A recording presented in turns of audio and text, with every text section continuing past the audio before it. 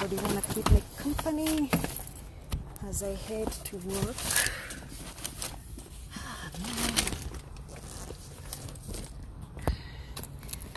Hi, hello. Just making sure I have everything. I think I left my glasses, but I have my sunglasses.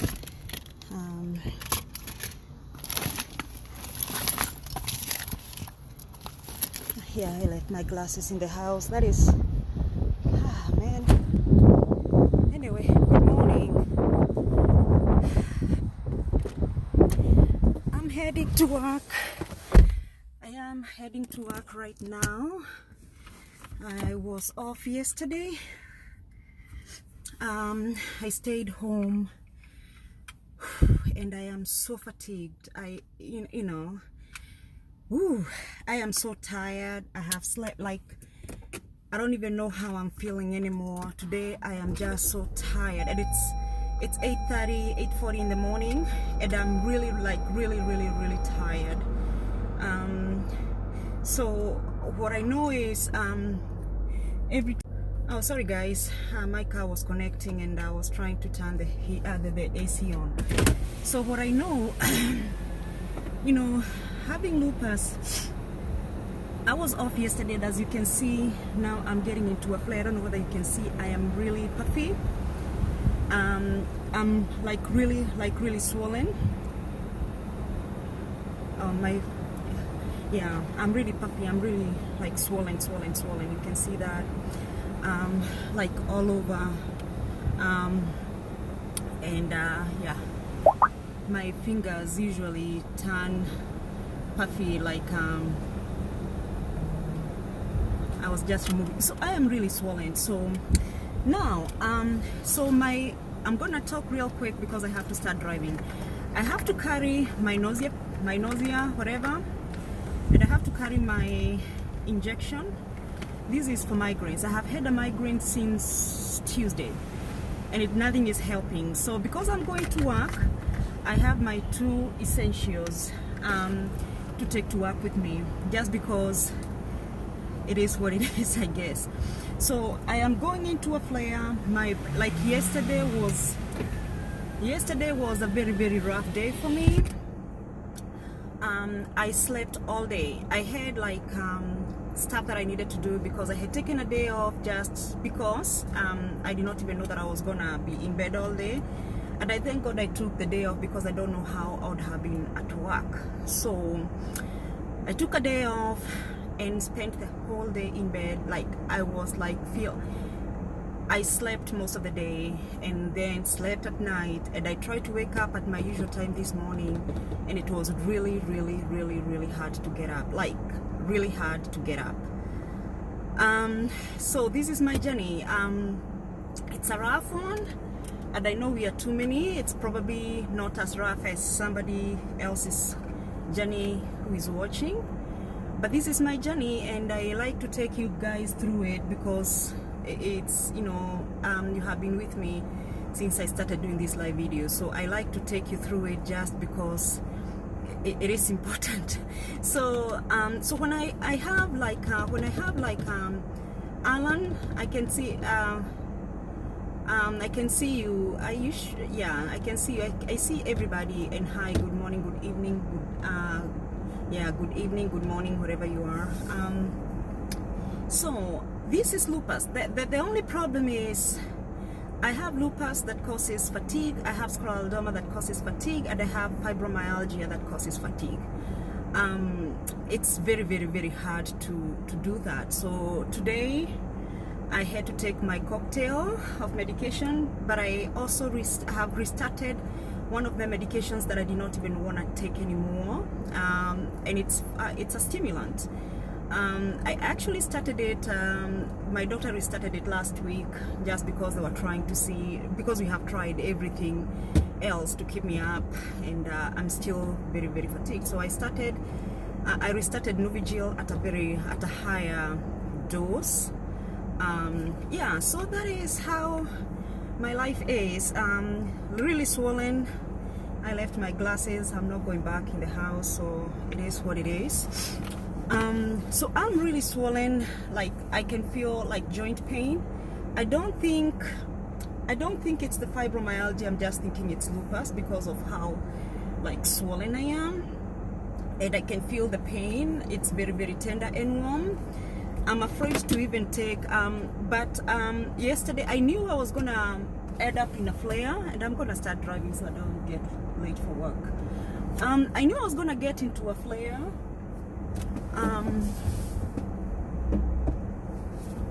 I knew I was gonna get into a flare when I slept all day, and I was feeling a little whatever, a little rough. But you know, I have carried my essentials. I carried, for those who are not here when I was studying, I have 2 essentials that I have to carry when I'm in a flare. I have nausea medication and I have my injection. So I carried my Sumatriptan injection, and I carried the 2 doses because sometimes the 1 dose does not work and I have to work. So I live a life of no excuses. For those who have followed me enough, know that I have never called in work. I go to work regardless of what the situation is, because that is how I keep my mind from getting, you know, from getting overwhelmed. When I'm at work, that is my therapy. Other people have different therapies, but mine is working. You know, some people are not able to work, and that is okay. That is okay. Every person is affected by lupus differently. Lupus affects me in a different way than it affects the people that I know that have lupus. So there's no any one case of lupus that is the same with another one. So I'm just gonna put this one right here and say, and don't mind my hair. It hurts for me to even comb my hair, to lift my hand up for 2 minutes, even to brush, because all my muscles are inflamed. And it happens when you're in a flare. So I did not even touch my hair. So I fungada kitamba, and I did not even, you know, like struggle to funga kitamba in a better way. I just fungad it like I'm an old mama, just because that is all I was able to do this morning. So please, do not judge us when you see somebody struggling with a chronic illness. Don't judge us. Sometimes we have to use all the spoons we have, and we just, you know, we just like, you know, keep it moving. Sometimes it is what it is, and we just keep it moving. So right now, I can tell you, probably, I can actually, because of how long I have had the chronic, the lupus and scleroderma, I can tell you it's the lupus itself is flaring up, and the scleroderma is flaring up, and it's like the most difficult thing to do or to have when those 2 are flaring up at the same time, because the scleroderma, most of the time it's the GI, it's my stomach. My stomach hurts so bad that it's hard to even eat, or I start choking. I don't know what causes the choking effect. And that is what was happening yesterday. And the lupus is the inflammation, and both of them cause, I'm sorry guys, both of them causes inflammation. So it's, you know, it's really like a really tough thing for me to do. Yeah, those 2 trucks were acting funny, so I had to slow down. Sorry guys, I'm getting into the highway. I'm not going to be able to look at your comments, but you can ask me specific questions down there if there's anything specific you want to know, and I'll come back later on and I'll answer your questions. So yeah, I know you might not hear me well because I'm on the highway driving, but one thing I say to anybody struggling or anybody fighting a chronic illness is just find your reason to fight. Just always find that one reason that will keep you moving. For me, it's my daughter, Ashley, and a lot of people know Ashley. Ashley is 16-year-old. She's my lovely daughter. I got her at a very young age. And I remember when I had Ashley, you know, in Kenya, sometimes we are judged harshly when you get a child out of wedlock. but I did. I have raised Ashley single-handedly with the help of my family, but the dad has, the dad has not been very, very present. So I have raised Ashley single-handedly with with the help of my family members, because it takes a village. Then when I moved to the US, I have had her. It's like we grew up together. When she was 9 years old, that is the time I was diagnosed with lupus. And then that is when her life really started. So Ashley has given me showers, and and she's not even embarrassed, and she'll tell you, and she's not embarrassed to tell you. Ashley has given me showers, given me injections, forced me to take pills, given baths, dressed me early in the mornings, the mornings that I can't be able to dress myself, but I want to go to work. And she's the balance that keeps me fighting. The other thing that keeps me fighting is you guys. Every person who follows my story, whether actively or silently, you guys keep me going. The reason is the messages that you guys sent me and tell me that I encouraged you, or those messages really makes my day. So Ashley started taking care of me when she was 9, and that was I remember, my story is I fell at work one day. I passed out at work. They called the ambulance. The ambulance came, took me to the hospital, and I was there for a couple of weeks, and I was admitted, and that is how I found out I had lupus. The crew that came to pick me up, I remember they came back to pick a patient a week later. No, not a week later. When I got back to work, like a week later, and they asked me, "You made it?" I said, "Why?" I did not know it was them that had actually taken me in. I did not know that that was the crew, the paramedics that took me into the hospital. But the guy asked me, and I remember up to date, "Oh, you made it," because we met, on the hallway as they were going to pick somebody, or they were coming to pick somebody, or whatever was happening. And I said, "Yeah, I made it." And he's like, "Oh my gosh, I didn't think that you were going to make it." And he told me the story, and he told me, "You told me whatever you mumbled that you want to make it because of your little girl. You told me severally that you have a 9-year-old and you need to make it." And when I was told that, I didn't even know what to say, because I was not conscious enough to remember that I said that. But they did everything that they had to do to keep me alive, and I do really appreciate that. But from there on out, my fighting spirit and my fighting power is because I have this little girl that depends on me, and that this little girl that needs her mother. And I tell her that every day, "Ashley, you need your mother, so I have to fight." And so even the days that I feel that I cannot go to work, like today I actually forced myself to wake up. Today I actually woke up at a decent time, but it's too hard when you're in so much pain. I don't know whether you guys can still hear me. It's too hard when you're in so much pain. Some people can get up and get ready in 15 minutes. When you're in pain, it's so hard to get up and keep going in an hour. It's really, really, really hard. But because when I'm at work, I forget the pain. I keep my muscles moving. I like to do that. That is therapeutic for me. I don't call in work unless it's very, very, very hard for me to work. So I always tell people, and you guys can share this, feel free to share this video on your timeline. I forgot to say that, because it might encourage somebody who is going through a rough time, or somebody who is fighting to find a niche on how to fight, or finding the willpower to survive, or you can share it or start a watch party. It's okay. It's okay. My face is always my Facebook page is always public, just because I have nothing to fight. This is my journey. So that is how it is.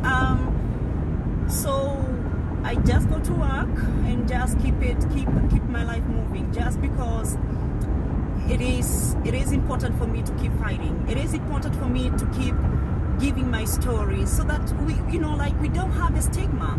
The other day I came online very mad. I came on live when I was very mad. That was Tuesday. And the reason I was mad is because I saw in real life how stigma works on the chronically ill. I felt so bad when somebody, when we are being told because we have lupus, we have been cursed, it's witchcraft or whatever. That hurts my soul. That because we are not cursed. It's a chronic illness, just like any other illness. Do we say that the people with diabetes are cursed? No, we don't.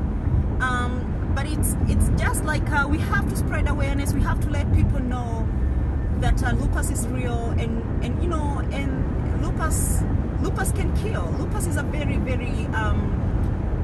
serious disease, and we have to take it as seriously as we have to.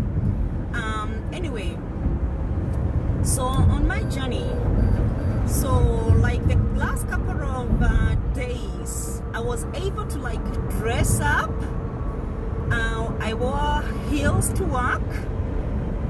Like 2 days in a row I wore heels I think Monday and Tuesday I think I wore heels, and it made me feel good, because I can tell you, with the joint pain that we have, most of the time we can buy these high heels, but I'm not talking about 5 inches. I would never wear 5 inches. It's probably 2 inches or so.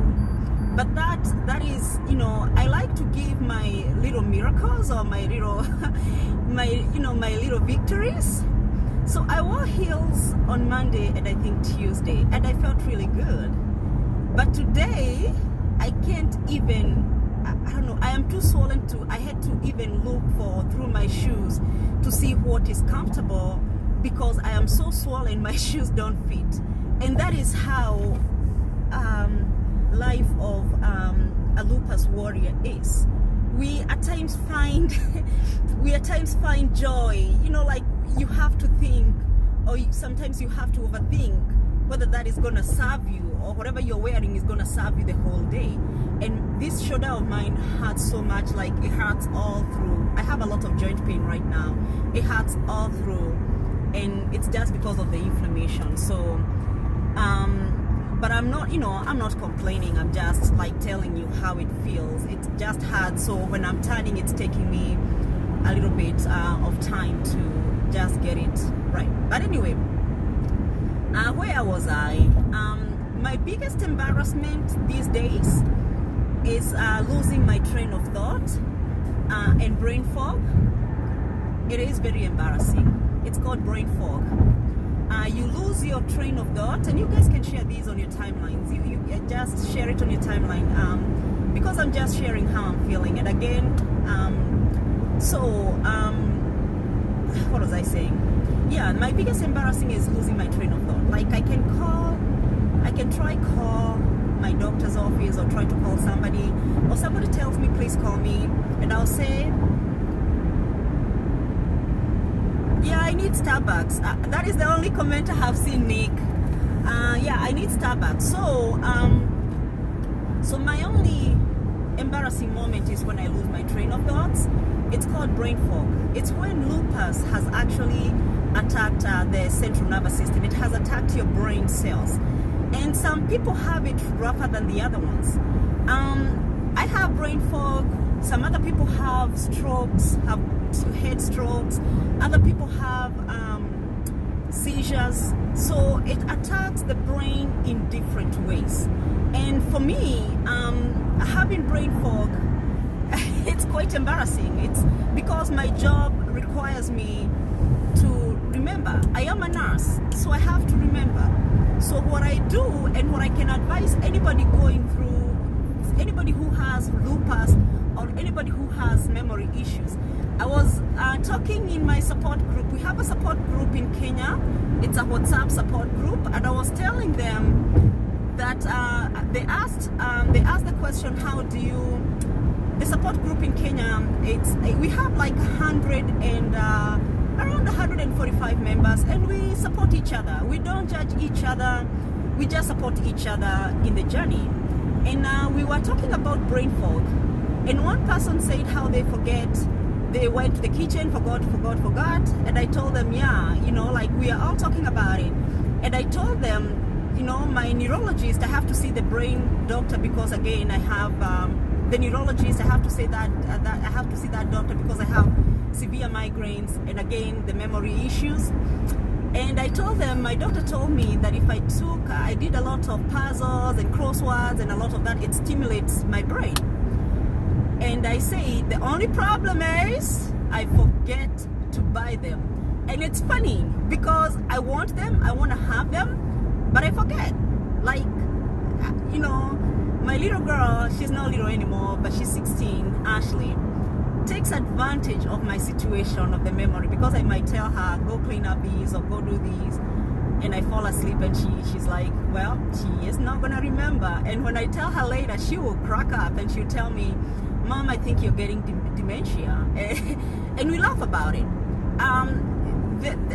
The reason I laugh about it, it's not because it's funny, but it's because humor heals everything. Laughter heals everything. It heals, you know, I don't take it too seriously. But what I do when I get to work, and I'm almost there, what I do when I get to work is, oh my gosh, my arm. What I do when I get to work is take sticky notes, and every time I'm doing a phone call, I write stuff down. Or before I do a phone call, or before I embark on anything, I write stuff down. And the reason I write stuff down is so that in case I'm looking for the word and I can't remember it, it's on a sticky note. Or in case I'm looking for something and I forget, it's on the sticky note. So that is how I survive. I survive by sticky notes. And you come to my desk, one time I'll show you guys how my desk looks like, and it's full of little sticky notes on the desk. And that is how I survive. If I don't do it like that, I will forget.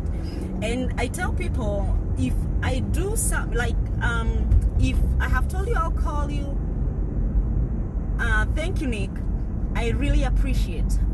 If I tell you I'll call, if I tell you I'll send you something, if I don't send it and if you don't get it, shoot me a text message, because sometimes we forget completely, and until we see the name that is associated with something. I know my dearest Rose Howell is probably here, because every time I see her name somewhere, I remember that she has requested me for something. But throughout the day, I cannot remember. But when I see her name, because it's attached to something that I'm supposed to give her, I remember. So anyway, that is brain fog. That is how lupus does attack your brain. So I'm almost like at work, and all I can say is that I love you guys to pieces. I will come back probably later. I don't know when. But I just wanted to go through with you in my journey, and just to let you guys know that I love you, and I'm here if you have any questions. Thank you. I'll push it until I probably park my car, but after I park my car, because I'm 4 minutes late, and I choke on nothing most of the time, and because now scleroderma is super active in my system right now, it's like really rough, but I will be okay.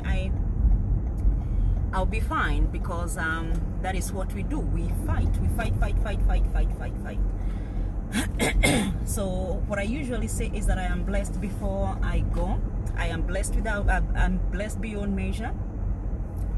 I am happy to be fighting this fight with you guys. Thank you for your love. May God bless each one of you. Sorry guys. May God bless each one of you. May the Lord meet you at your place of your need, and may He continue to comfort, strengthen, and bring you happiness. I'm choking. Something happened, so I'm gonna go. I love you guys. Bye.